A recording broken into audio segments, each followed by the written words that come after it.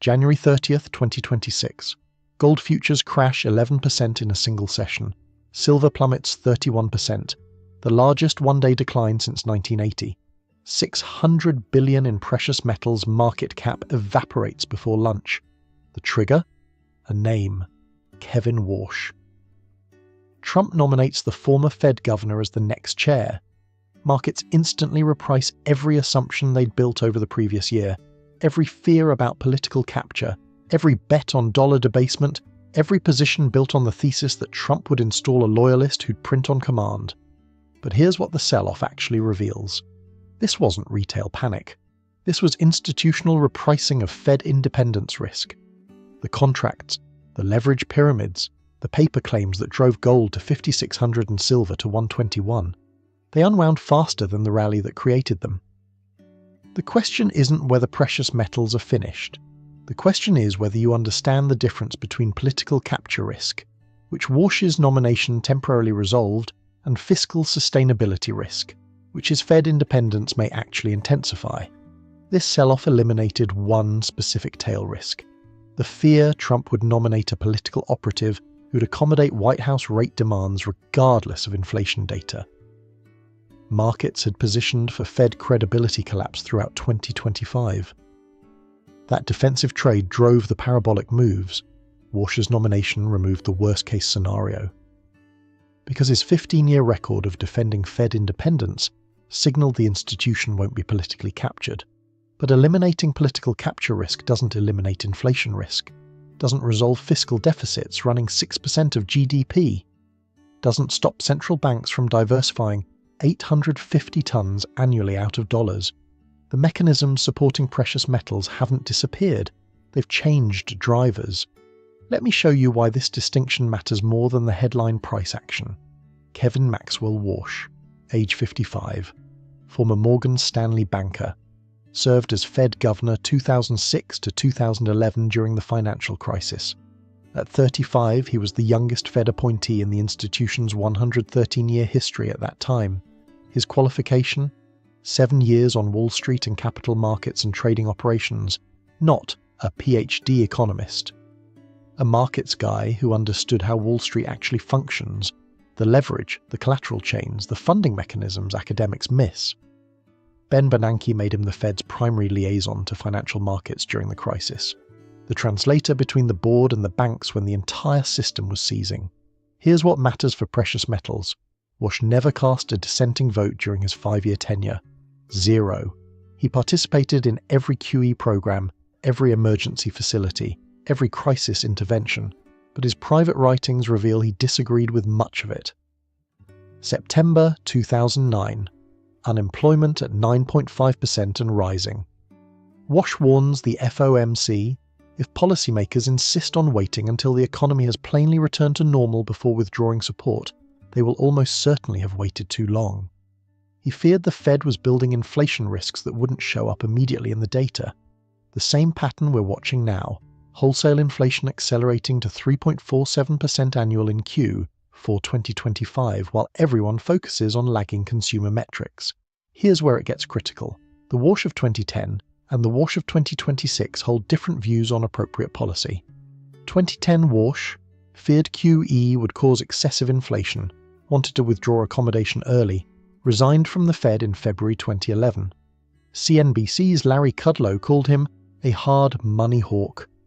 November 2010. The FOMC debates QE2. Warsh tells his colleagues explicitly, "If I were in your chair, I would not be leading the committee in this direction. If I were in the chair of most people around this room, I would dissent." He voted yes anyway, out of deference to Bernanke, institutional consensus over personal conviction. Remember that pattern. It matters for understanding what he'll actually do under pressure. 2026 Warsh publicly supports rate cuts, told Fox News that cutting rates could position the economy for the next degree of acceleration. Not hawk language. What changed? His AI productivity thesis. The framework that artificial intelligence is raising the economy's speed limit, the rate at which it can grow without generating inflation. If productivity gains from AI are real, you can cut rates without risking price stability. Treasury Secretary Scott Bessent shares this worldview. The alignment isn't accidental. Bessent reportedly directed the interview process. But here's the conditional part. Chief Economist Christopher Hodge at Natixis. If those productivity gains do not materialize and inflation remains sticky, Warsh would likely pivot to a more hawkish stance. And inflation is sticky. Core PCE at 3% in December 2025, 50% above the Fed's 2% target. Core Producer Price Index accelerated to 3.47% in Q4, up from 2.97 in Q3. Warsh inherits a Fed facing the exact conditions that trigger his hawkish instincts. The question isn't what he wants to do, it's what the data will force him to do when the productivity thesis doesn't materialize fast enough. Let me show you the actual mechanism that drove the 11% gold drop and 31% silver crash. This wasn't retail panic.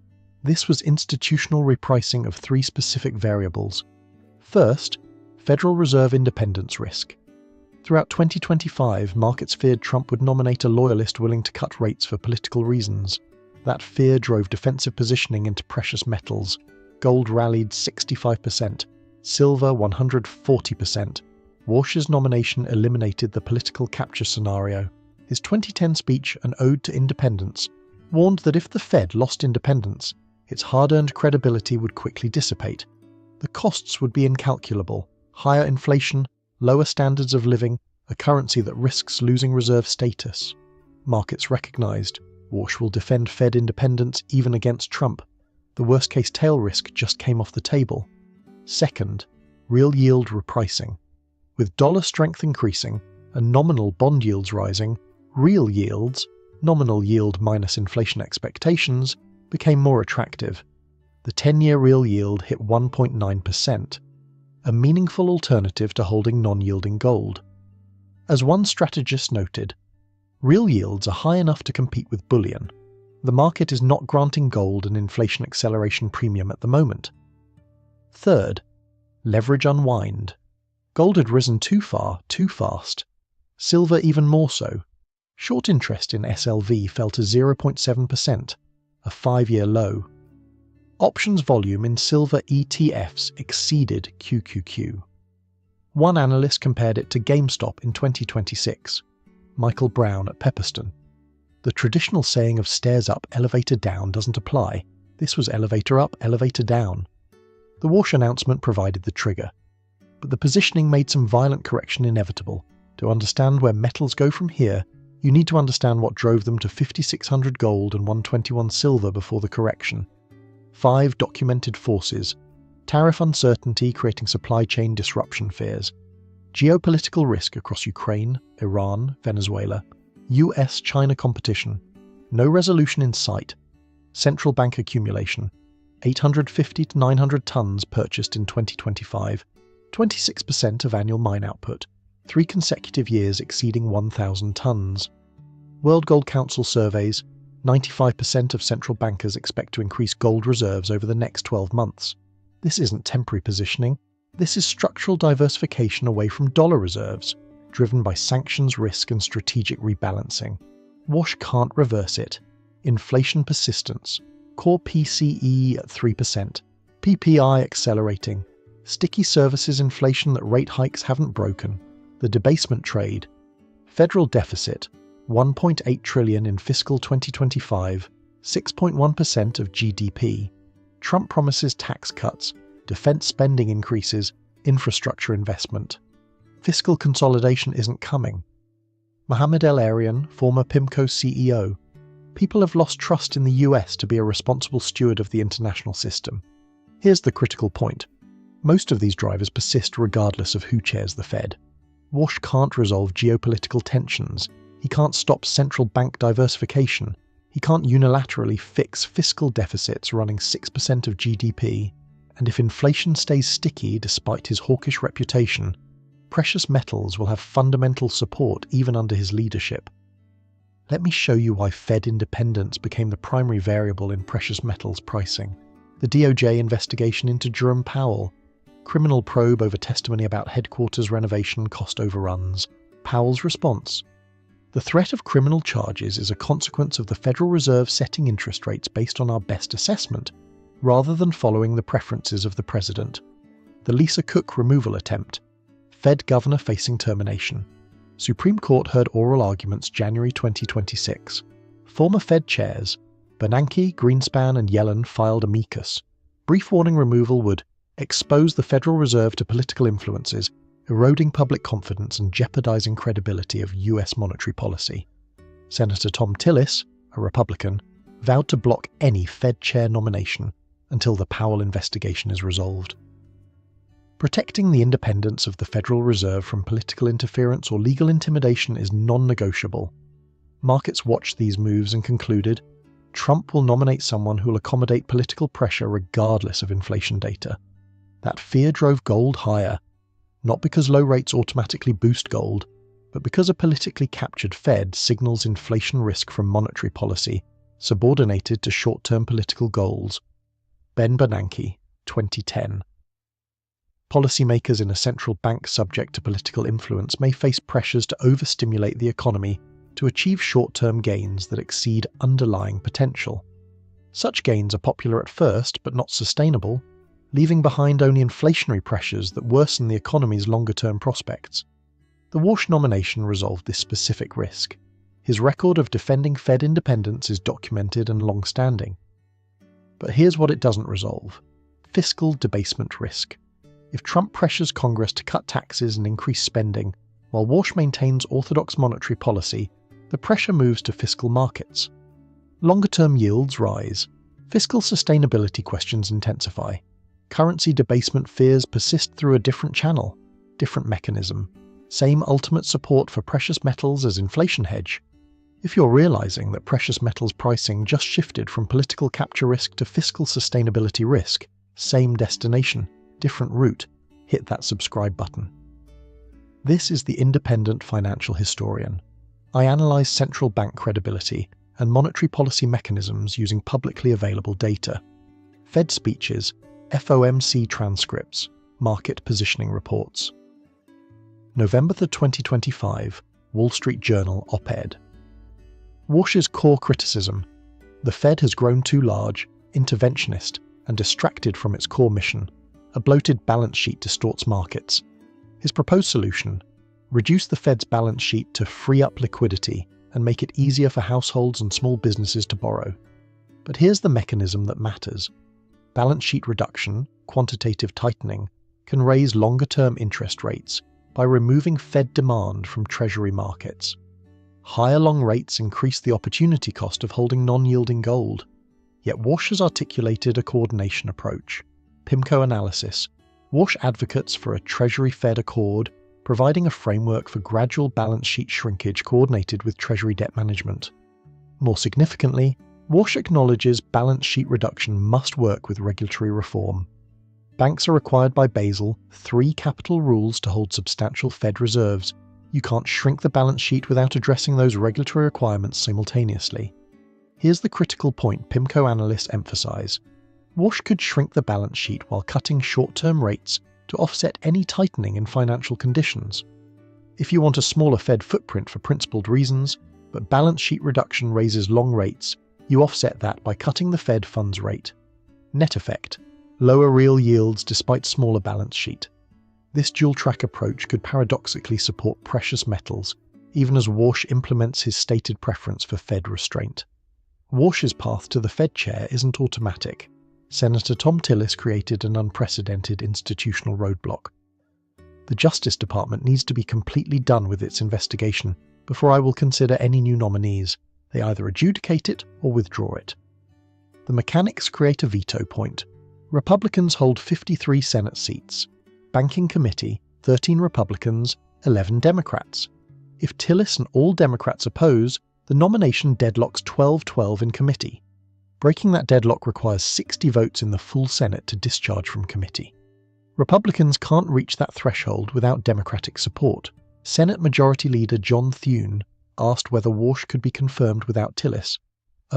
Probably not. Powell's term expires May 15, 2026. Wells Fargo analysts.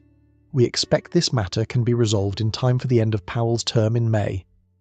If the DOJ resolves the Powell matter by mid-April, Warsh could be confirmed in late April or early May. His first FOMC meeting as chair would be June 17th through 18th. confirmation timing creates two scenarios: lengthy delay, investigation drags through summer, policy uncertainty extends, precious metals maintain risk premium, prompt resolution, DOJ acts by mid-April, confirmation proceeds in May, markets price actual Warsh policy rather than speculation. Most analysts expect prompt resolution, but institutional mechanics mean delay remains possible, extending the period where defensive positioning makes sense. Let me show you what's happening right now in precious metals markets. Gold recovered from the January 30th low of 4,700 to trade around 4,850 to 4,900 by early February. That's a 3 to 4% bounce from the crash low, but still 13 to 14% below the pre-wash peak of 5,600. Silver recovered from 79 to approximately 85 to 87. 7 to 9% bounce, but still 28 to 30% below the 121 peak. Partial recovery suggesting the sell-off was overdone, but not a return to euphoria levels. Central bank buying. No slowdown. January 2026. Data suggests continued accumulation at the 70 to 80 tons monthly pace, consistent with 850 to 900 tons annually. The dollar index strengthened 0.8 to 1% on the Warsh announcement, but has since given back roughly half those gains, as markets recognized Warsh supports rate cuts if productivity gains materialize. Real yields. The 10-year TIPS yield declined from 1.9% immediately post-Warsh to approximately 1.82 to 1.85 by early February. Markets are pricing a moderately more dovish path than the initial reaction implied. Inflation expectations, relatively stable around 2.3 to 2.35%. Markets don't expect Warsh to engineer rapid disinflation, but also don't fear runaway inflation. The synthesis: markets are pricing Warsh as maintaining Fed credibility, implementing 2 to 3 rate cuts in 2026 if data supports, and pursuing gradual balance sheet reduction coordinated with Treasury. Neither the worst-case political capture that drove 2025's rally, nor aggressive tightening the initial sell-off suggested. A middle path, one that supports metals moderately above current levels, but probably not a return to the euphoric peaks without new catalysts. Bull case: inflation remains sticky at 3%. Productivity gains prove real but insufficient to offset services inflation. Geopolitical tensions escalate.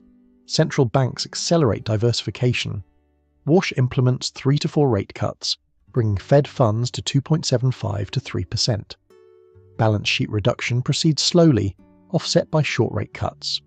Real yields decline to 1.5 to 1.6%. Fiscal deficits widen to 7+% of GDP. Currency debasement concerns intensify despite Fed independence. In this scenario, gold reaches 5,200 to 5,500 by year-end 2026. Silver 95 to 105. Not a return to peaks, but sustained elevated levels. Base case: inflation gradually declines toward 2.5% but remains above target. Productivity gains materialize modestly. Geopolitical risks persist but don't escalate. Warsh implements 2 to 3 cuts, reaching 3 to 3.25% Fed funds. Real yields hold 1.7 to 1.8%. Fiscal deficits remain elevated but stable around 6% of GDP. In this scenario, gold consolidates 4,700 to 5,000, silver 82 to 92, elevated by historical standards but below January peaks. Bear case: inflation accelerates above 3.5%. Productivity gains fail to materialize. Warsh's hawkish instincts re-emerge. Fed implements only 1 cut or none. Fed funds remain at 3.25 to 3.5% or higher. Real yields rise toward 2 to 2.1%. Dollar strengthens significantly. Opportunity cost of holding non-yielding assets increases. In this scenario, gold falls toward 4,200 to 4,400. Silver towards 72 to 78. Continuation of the January 30th correction. The critical variable in all scenarios: inflation data over the next 90 to 120 days. If core PCE and PPI remain elevated, Warsh's hawkish instincts will override his productivity thesis. The historical record is complete. Warsh's 2009 to 2010 behavior documented his pattern. Fear, inflation first, accommodate growth second. Multiple structural factors supporting precious metals exist independently of Fed policy. Central bank diversification, 850 to 900 tons annual purchases, 3 consecutive years above 1,000 tons. World Gold Council, 95% of central bankers plan to increase reserves. This isn't driven by Fed policy, it's driven by sanctions risk, dollar weaponization concerns, and strategic diversification. Warsh can't reverse it. Geopolitical uncertainty, Ukraine, Iran, US-China competition, supply chain fragmentation, trade war threats. The Fed chair doesn't control geopolitics. Fiscal sustainability, 1.8 trillion deficit, 6.1% of GDP, no credible path to consolidation. Warsh's Fed independence means he won't monetize deficits through QE. But that doesn't solve the fiscal problem. It moves the pressure to bond markets and currency debasement through fiscal channels rather than monetary ones. Retail diversification, Q4 2025, 280 plus tons of ETF inflows, 2026 forecast, 250 tons. Sustained institutional and retail participation reflecting rational portfolio allocation. Mining supply constraints, annual production, 2,600 tons, declining ore grades, rising extraction costs, no major new discoveries. JP Morgan analysts, even modest diversification away from dollar assets could drive gold to 5,000 to 6,000. These aren't Fed policy variables. They're structural economic realities that support precious metals regardless of who sits in the Fed chair's office. The Warsh nomination changed the mechanism supporting metals, from political capture risk to fiscal sustainability risk, but didn't eliminate the underlying case. So what do? First, maintain core precious metals allocation. The structural case remains intact. If you don't hold it, you don't own it. That principle didn't change on January 30th. Second, monitor inflation data. Core PCE, PPI, wage growth. These determine whether Warsh's productivity thesis allows rate cuts, or whether sticky inflation triggers his hawkish instincts. Next releases, Core PCE for January late February, Core PPI for January mid-February. If these remain at or above 3%, the bear case gains credibility. Third, watch real yields, not nominal rates. Gold moves based on real yields, nominal rates minus inflation expectations. Critical level, 1.9% on 10-year TIPS. Above that, metals face headwinds. Below 1.7, metals gain support. Fourth, distinguish corrections from trend reversals. The January 30th sell-off unwound extreme positioning and eliminated political capture risk. That's a correction. A trend reversal would require resolution of fiscal deficits, end of geopolitical tensions, and cessation of central bank diversification. None are imminent. Fifth, recognize that Warsh's institutional credibility reduces tail risk but doesn't eliminate inflation risk. The worst case, politically driven hyperinflation, is off the table. But fiscal inflation, supply-side inflation, and geopolitical inflation all remain possible. The question isn't whether metals collapse to 2020 levels, it's whether they consolidate in the 47 to 5,000 gold range or break back toward 5,500 plus. If this analysis showed you how the Warsh nomination changed the mechanism supporting precious metals without eliminating the structural case, hit subscribe. Everything here comes from publicly available sources, Fed speeches, FOMC transcripts, market positioning data. Want exact citations? Drop a comment. I read every one. This video is for educational and entertainment purposes only. I am not a financial advisor. Drop a helicopter emoji and tell me, are you using this correction to add to physical positions or reducing exposure? Here's the binary choice. The question isn't whether Kevin Warsh will be more or less dovish than Jerome Powell. The question is whether you understand the difference between political capture risk, which Warsh's nomination eliminated, and fiscal sustainability risk, which his Fed independence may actually intensify. Same destination, different mechanism. The fiscal deficits running 6% of GDP haven't disappeared. Central banks diversifying 850 tons annually haven't stopped. Geopolitical risks haven't resolved. Warsh will defend Fed independence. That reduces one risk, but it means the Fed won't monetize fiscal deficits. That intensifies another.